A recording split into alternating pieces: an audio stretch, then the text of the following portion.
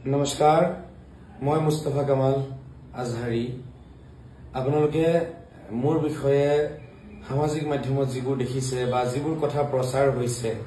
আসলতে সেই গুটেইবোৰে ভুৱা প্ৰচাৰ হয় অপপ্ৰচাৰ হয় মোক বদনাম কৰিবলৈ কাৰণে একাংশ হয় এনে কৰ্মবোৰ কৰি আছে আপোনালোকে সকলোৱে জানে যে মই যোৱা কেইবা বছৰ ধৰি অসমৰ সভ্যতা সংস্কৃতি কলা কৃষ্টি জাতি মাটি ভেটিৰ বাবে মাত মাতি আহিছো এটা জাগৰণ সৃষ্টি কৰিবৰ কাৰণে মই চেষ্টা কৰি আহিছিলো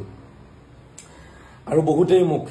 যোৱা কেইবা বছৰ ধৰি জানে প্ৰাণে মাৰিব চেষ্টা কৰিছে সময় সময় অপমান কৰিছে ৰাস্তাত মাৰিছে তেনেকে তেওঁলোকে বহুত কিছুই কৰিছে আপোনালোকে সকলোৱে জানে হিদিনাখনো তেনেকে তেওঁলোকে পূৰ্ব পৰিকল্পিতভাৱে তেওঁলোকে মোক আক্ৰমণ কৰিছিল মই সন্ধিয়া যেটো আমাৰ নামাজ মগৰিবৰ নামাজ হে নামাজ পঢ়ি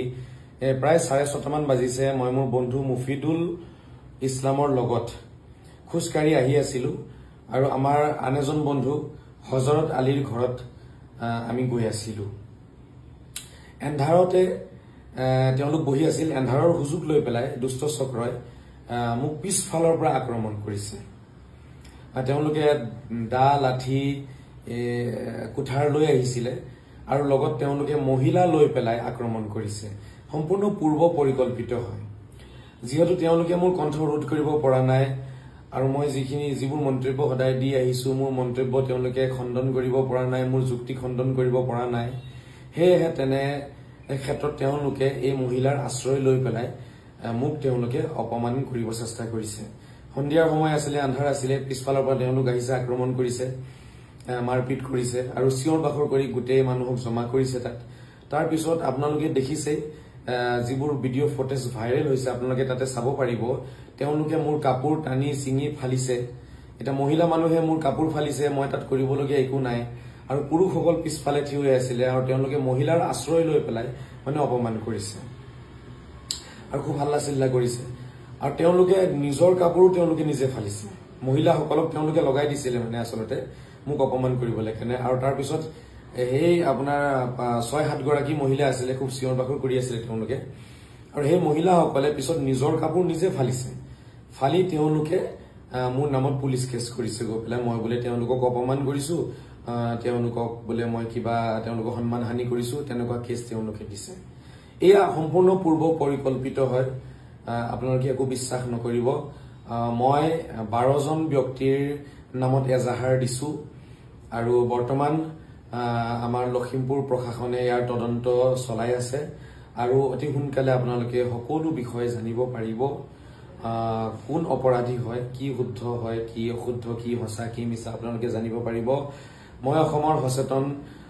ব্যক্তিসকলক গণ্যমান্য শিক্ষিত মহলক মই অনুৰোধ জনাম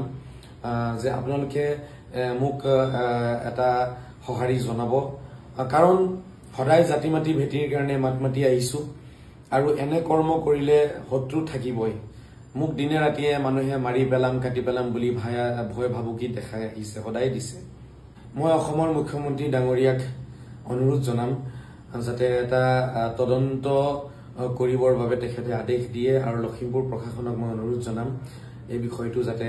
তদন্ত কৰি পেলাই দোষীক যাতে শাস্তি প্ৰদান কৰে কাৰণ আমি যদি আজি অসমত থাকি মাত মাতিব নোৱাৰো মই যদি অসমত থাকি মাত মাতিব নোৱাৰো দুৰ্নীতিৰ বিৰুদ্ধে যদি মই মাত মাতিব নোৱাৰো তেতিয়া হলে হেয়া বহুত দুখৰ কথা হৈ যাব হেয়া এটা চিন্তাৰ বিষয় হৈ যাব এনেকে যদি সত্য কথাক লৈ আমি আগবাঢ়োতে যদি মহিলাক আশ্ৰয় মহিলাক অস্ত্ৰ বনাই যদি কোনোবাই আমাক আক্ৰমণ কৰে মাৰিব বিচাৰে হেয়া কিন্তু দুখৰ বিষয় গতিকে শ্ৰদ্ধা ৰাইজ আপোনালোকৰ ওচৰত মোৰ এয়াই অনুৰোধ যে যিবোৰ কথা প্ৰচাৰ হৈছে আপোনালোকে বিশ্বাস নকৰিব হে সম্পূৰ্ণ ভুল কথা হয় ভুল প্ৰচাৰ কৰিছে মোক আসলতে অপমান কৰি পেলাই মোৰ কণ্ঠ ৰোধ কৰিব চেষ্টা কৰিছে এয়া তেওঁলোকে কেতিয়াও নোৱাৰিব মই হসা কথা সদায় কৈ যাম লাগিলে তেওঁলোকে মোক মাৰক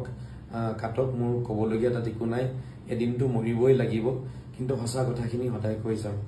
আৰু লগতে আৰু এটা কথা মই আমাৰ মুখ্যমন্ত্ৰী ডাঙৰীয়াক অনুৰোধ জনাম তেখেতে আৰ্মছৰ লাইসেন্স দিম বুলি কৈছিলে বহুতকে মই অনুৰোধ জনাম এই বিষয়টো লৈ পেলাই মই লখিমপুৰ প্ৰশাসনৰ লগত কেইবাবাৰো আলোচনা কৰিছিলো কিন্তু মই কোনো সহাৰি পোৱা নাই গতিকে মুখ্যমন্ত্ৰী ডাঙৰীয়াই যদি মোক আৰ্মছৰ লাইসেন্সটো দিয়ে তেতিয়াহলে নিশ্চয়কৈ মই জাতি মাটি ভেটিৰ কাৰণে কাম কৰিব পাৰিম আৰু নিজৰ মোৰ সুৰক্ষাৰ ব্যৱস্থাটো হৈ যাব